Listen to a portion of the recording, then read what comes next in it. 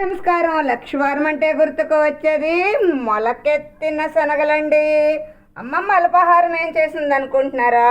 వేడి వేడిగా చపాతీలు చేశానండి.